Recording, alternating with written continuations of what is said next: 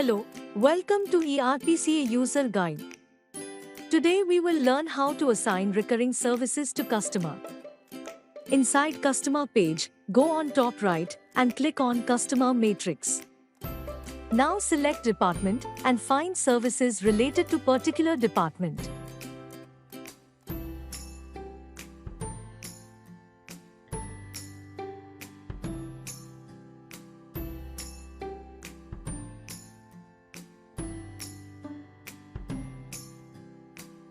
From here you can assign services to customer.